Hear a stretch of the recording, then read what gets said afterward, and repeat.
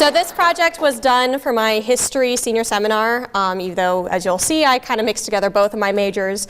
And my final project for this, it turned out being around like 30-some pages. So this is quite a bit of research. That being said, buckle up, folks. Let's dive in. Early in the morning on July 23, 2016, Republicans in House District 29B woke up to an email from their district captain, Dan Green.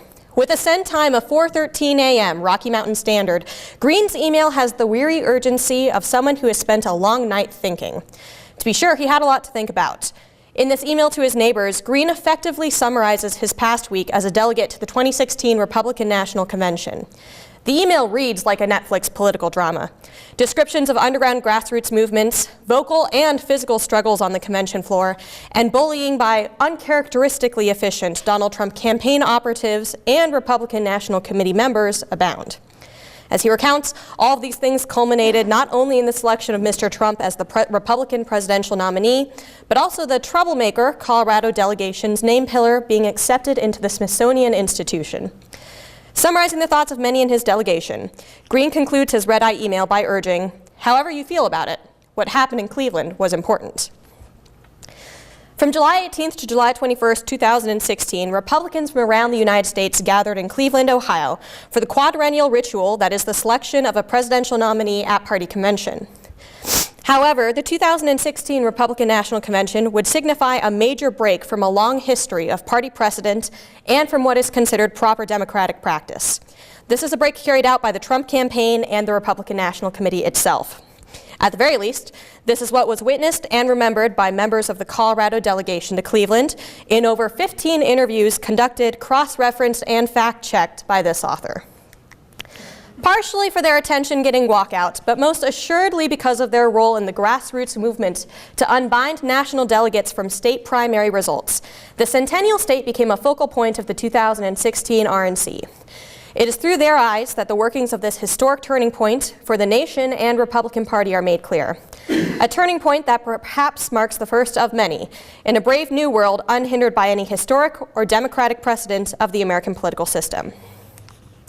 To understand how 2016 breaks from time-honored political standards, one must first become acquainted both with the convention system and with the grand old party's chaotic history. As the renowned historian and political scientist Theodore White often found himself reiterating in his The Making of the President book series, the national convention system is perhaps one of the most unusual quirks of an American democracy. While it is admirable in its ability to present a nominee without the frivolity of a national primary, it is also uniquely and particularly American, drawn from no handbook of political theory, designed by no master philosopher. National party conventions exist, or should exist, as the climax of a long and educating process to incorporate all voices of the party. It should be the final, flexible coupling in a year-long adventure by many men in many states, whereby the fixed, parochial different preferences of each state are finally bargained out on site at one time. However, this coming together of states, people, and ideology at convention also serves a more useful and powerful purpose. It is where the only legal vote for president occurs prior to general election in November. Indeed, as White once smirked in the face of the chaos during the Goldwater nomination at the 1964 RNC in San Francisco, here, if anywhere, there should be combat and clash. While the Democratic Party is not without their conflicts, this statement is especially true for Republicans. According to 20th century political party historian and contemporary Republican think tank analyst Jeffrey Kaberservish, many of the GOP's proudest achievements were typically the result of negotiations among the GOP's factions. Internal dispute for the Republican Party was often an indication of its vitality as a national force. For the modern GOP, this is certainly the case. Kaberservish and White both point to the acceptance of political factions as being necessary, albeit unsettling, catalysts for strength and unity within the party. This has been the case for well over a century. As historian Heather Cox Richardson argues in her book, To Make Men Free, A History of the Republican Party, the GOP has been shifting along the political spectrum since the cessation of the Civil War. A quick glance between the late 19th and early 20th century alone can demonstrate this. In a mere decade, the same party that once defended the unregulated capitalism of robber barons was able to pivot under Theodore Roosevelt to break up their monopolies. According to Richardson, these shifts have always come from within the party's own ranks as a solution when the old state of affairs can no longer last, and has always manifested as discourse and clash between party factions. This tends to result either in the departure of the most extreme factions, such as the Mugwumps of 1884 and the Progressives of 1912, or in the confirmation of a main party narrative. The latter option, of course, is the most common. Although not necessarily a national convention, one of the first examples of this factional dispute can be found during the infancy of the party. In 1858, it was the collection of heterogeneous Republican factions at the Illinois State Convention that prompted Abraham Lincoln to so famously declare, "A house divided against itself cannot stand." Reflecting on the speech and circumstances which produced it, Lincoln's law partner, William H. Urden, insisted that the 1858 convention is what made his partner president. Urden explains that the truth pointed to in his partner's speech, as well as Lincoln's skill as a statesman, were deeply rooted in logic inductively seen among his own party, if nothing else. Successful navigation and integration of all the factions of the Republican Party certainly produces effective leaders. Years later, at the 1884 National Convention in Chicago, a young Theodore Roosevelt similarly gained his first tokens of party recognition as a result of factional skirmishes. After switching his support of George Edmunds to the party's plumid knight, James Blaine, Roosevelt found himself falling out of favor both with his own independent faction and with party leadership. However, Roosevelt still continued to work within both groups. As historian Edward Kahn explains, Roosevelt's 1884 demonstration of party loyalty, even as a member of one of the party's most stubborn factions, solidified the GOP's precedent of using convention to pull fringe concerns into a mainstream party narrative.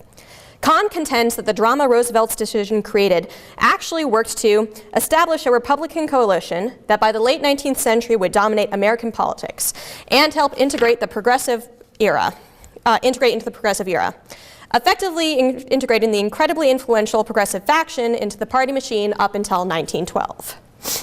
Perhaps the only real break from this narrative, in the time between the two world wars, Republicans at convention appear to have been marked by focused cohesion.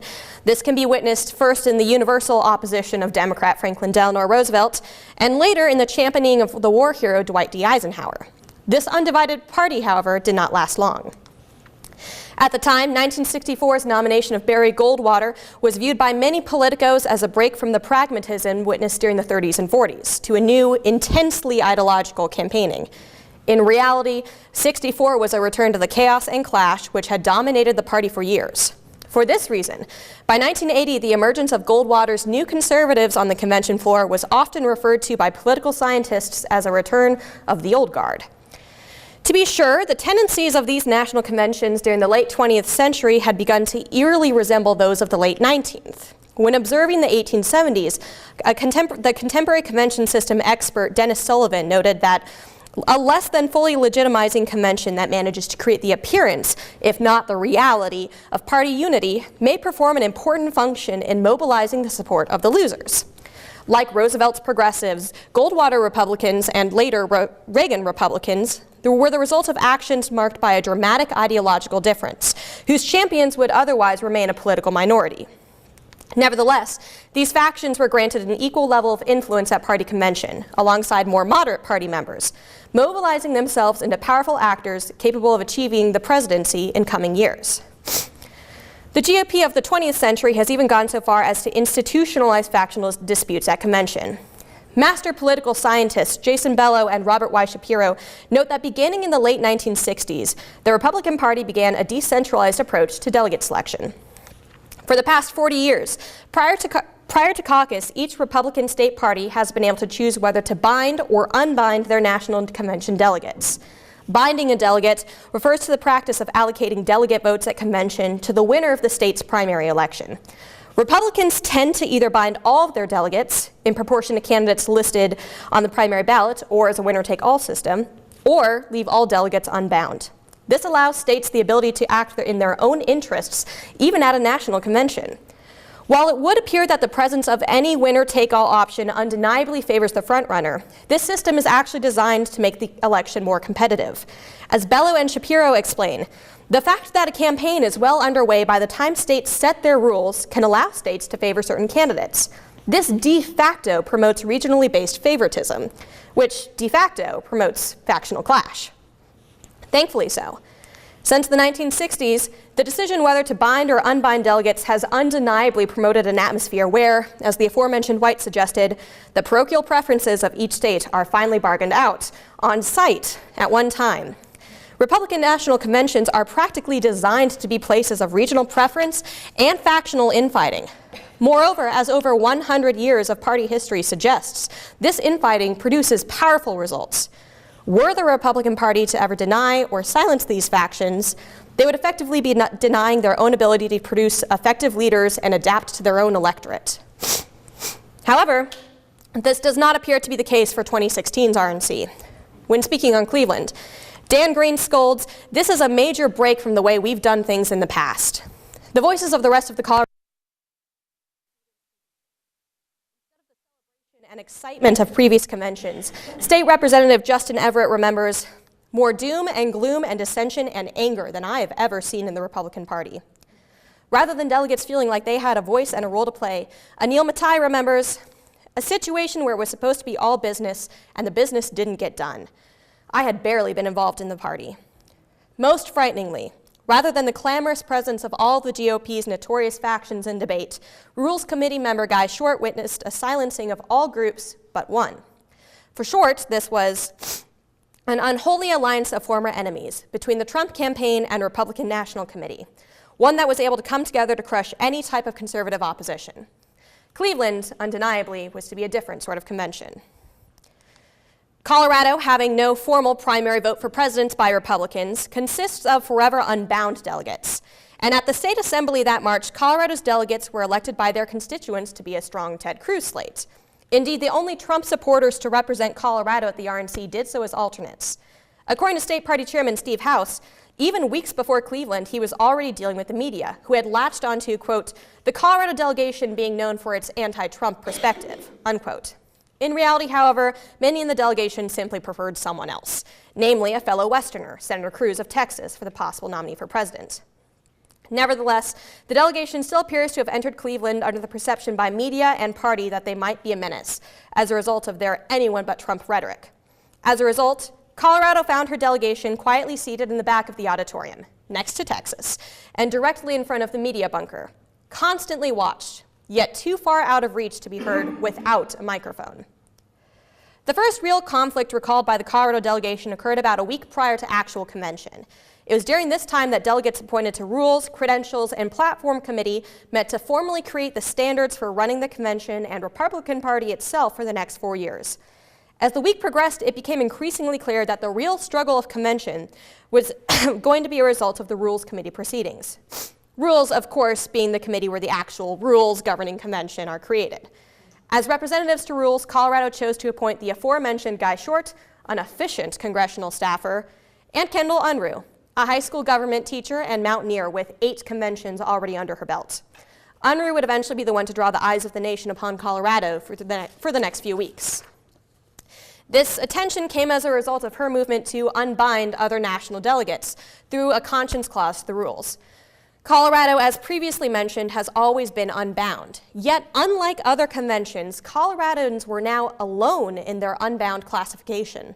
As Laurel Teal recounts, quote, "Language had been put in the last convention in Tampa back in 2012, unquote, that had essentially locked in almost every other state in the union to casting their vote for nominee in a way that reflected their state's primary election outcome. As a result, Cleveland became the first convention in which every state with a primary election was required to adopt a winner-take-all system for their delegates, as mandated by the Republican National Committee. This unbinding movement, then, was important for those who wanted to ensure that their regional concerns were voiced. It was also important for never-Trumpers and Cruz supporters like Unruh and Teal, who presumed that if only other delegates could vote their conscience, quote, a nominee other than Donald Trump could be selected and change the outcome of the election, unquote. Unruh argues that her idea for a conscience clause wasn't something that I made up, as it has been upheld by the Supreme Court that a right to conscience cannot be infringed. I was trying to figure out how to draft this clause within the context of it being constitutional, because of course I knew immediately if it wasn't that it'd be shot down. As her fellow committee member, Guy Short recalls, I was convinced it would fail, although I wasn't unsympathetic. Short's cynicism appears to be merited, for the Trump and RNC coalition always voted no, regardless of what it was, and strongly encouraged others to do the same. Unruh claims that this encouragement by the coalition to push their view was especially forceful. Even after the firestorm of support her movement generated, fellow committee members told her, privately, repeatedly, I wanted to vote for this, but we were told not to. Sorry. And that the RNC started peeling them away, giving whatever threats the RNC could give. That is, we will withhold money from your congressional candidate if you support the Conscience Clause. Unsurprisingly then, the Conscience Clause subsequently died in committee. However, word travels fast, and as the rest of the Colorado delegation arrived in Cleveland, by Monday a renewed attempt to revive the unbinding clause was taking place, this time in the form of a roll call vote request on the rules package. That afternoon, states in favor of unbinding were to request a roll call vote, which requires a state-by-state count rather than a vocal yay or nay, as is usually done at convention. Presumably, with the rejection of the rules package, a new debate could then ensue on the floor itself over unbinding, which, again, could result in a new nominee. Pro-unbinding states included Texas, Alaska, Washington, D.C., Washington, Virginia, and Iowa. As Randy Corporon, a Denver radio personality, bitterly recalls of the struggle to bring signatures from said states to recognition for the RNC, the secretary of the party was hiding out in a bathroom and then behind armed guards to avoid receiving petitions before gingerly accepting the signatures for consideration. Later that afternoon, the convention chair found himself addressing, I had to skip that slide because I skipped that bit in my paper. Later that afternoon, the convention chair found himself addressing the elephant in the room before an audience of thousands as the roll call request was submitted. According to Everett, no stranger to parliamentary procedure, you only needed 7 votes or 7 delegations to get a roll call vote. They claimed it was 10. 13 were submitted. Clearly, some states had backed out. As Corporon recalls, we learned later that some of those states were threatened with losing their place in line as an early primary state. They were threatened with the loss of their funding. It was very dramatic, very brutal. Matching Corporon's claim, Teal remembers that shortly after the submitting of Colorado's petition that morning, he had seen Trump whips on the floor that were pulling people aside, saying, hey, you signed this, and literally twisting their arm. Regardless of how it happened, the convention secretary ultimately claimed an insufficient number of signatures, denying a roll call vote. The chair then asked for a voice vote on adoption of the rules. From where I was standing, it was fairly clear that it was too close to call. And then the chanting came, remembers House. He continues, roll call vote. It became this noisy, chaotic environment with 15,000 to 20,000 people in the stadium. Once that second vote didn't occur, it was like popping a balloon. Out of frustration, and with almost little to no communication, the Colorado delegation then shared a glance and walked off the floor. They left only a handful of delegates behind to guard the microphones. According to Everett, it was the natural Colorado thing to do, claiming, me and all the other state legislators, when the Democrats try to pull this top-down stuff and not let us be heard. We've walked out before. It's kind of that accepted peaceful protest you do that says, we're getting screwed over. As Colorado collected themselves and returned to the floor for convention as usual, several unsettling facts about Monday's rule vote started to become clear.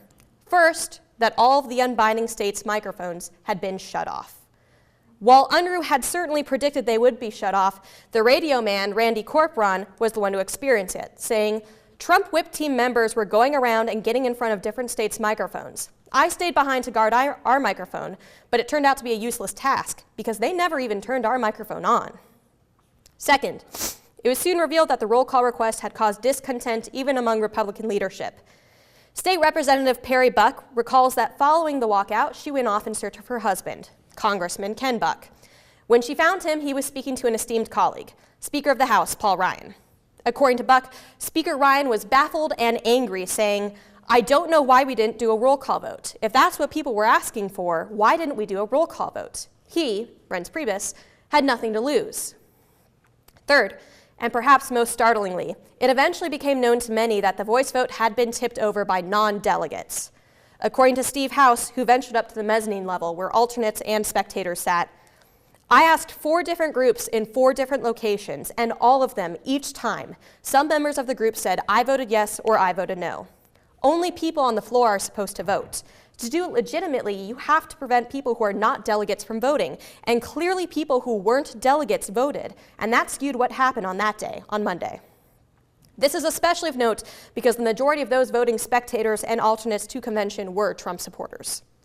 Clearly then, whether planned or not, voice votes in Cleveland were being tipped over in favor of the Trump campaign, effectively drowning out delegate voices for the bulk of convention. Indeed, by the time Steve House rounded up his delegation on Tuesday to collect the formal vote for presidential nomination, one of the only roll call votes to take place all week, Teal supposedly snapped back, "Oh, we actually get a choice?" By Tuesday evening, Donald Trump of New York had been chosen as the presidential nominee. But the potential for conflict effectively silenced, things soon slipped back into quiet normalcy for the rest of the week. Nevertheless, many in the delegation found themselves inadvertently taking convention home with them. Randy Corporon remembers being cussed out by callers to his radio show for his role in the Colorado walkout and his lack of a Trump endorsement, noting how personal and petty and petulant the attack that the different factions have made on each other has been. It's very saddening. Kendall Unruh, now notorious among Trump supporters for her attempt to unbind delegates, returned home to similar confrontations, remembering, "I got thousands of death threats. It was just vicious. They were putting up my private information and inciting people to do acts of violence. People were coming up to my husband's office. They were physically and verbally accosting our employees. It was absolutely horrendous." Steve House, when interviewed in September of 2016, recalls having to deal with phone calls, especially from people back home who are donors and supporters of the party, saying I owed them an explanation. It lasted until 2 weeks ago. Even for those in the delegation who did not face reprimands by various pro-Trump groups or by the party upon returning home, the experience still left a bitter aftertaste. Anil Matai, an engineer and first-generation Indian American, describes the drive home being contemplative in a sense. This is a beautiful state, but it's just so much under attack. You're proud to see the Welcome to Colorful Colorado sign, but at the same time you're wondering, how long will this beauty last in regards to politics? Ultimately, recounting by the Colorado delegation makes clear that the 2016 Republican National Convention represents a clear break from the expectation and experience of conventions past. Colorado delegates claim to have been subject to abuse by what they saw as a manifesting of bullying top-down management by the RNC and Trump campaign. In reality, they had become privy to a break from over 100 years of Republican tradition. As is made clear through their accounts, the grand old party has effectively silenced their interfaction dialogue at convention, the very thing which has preserved the party in the past. Rather than the traditional chaos and clash resulting in reconcilement of all party factions, the only voices tolerated in Cleveland appear to be that of RNC Chairman Reince Priebus and Donald Trump. For this convention at least, delegates seem to have been reduced to little more than window dressing. The Republican Party's history of chaos and clash is over. Moving forward from 2016, control from the Republican National Committee and Trump camp is going to be the governing rule of thumb for the GOP in the next 4 years. Normal politics and democratic practice, as it has been understood in the past, no longer applies. Moreover, given the election of Donald Trump as President of the United States, it would seem that the style of politics utilized in Cleveland works and is unlikely to be laid to rest anytime soon. Inevitably, one is reminded once more of that early morning email composed by Dan Green. Clearly, however you feel about it, what happened in Cleveland is important. If nothing else, the 2016 RNC in Cleveland represents a clear break from history, both for the party and for the nation, in the months and years ahead. And those are all the delegates who I cited in this presentation. That is the end.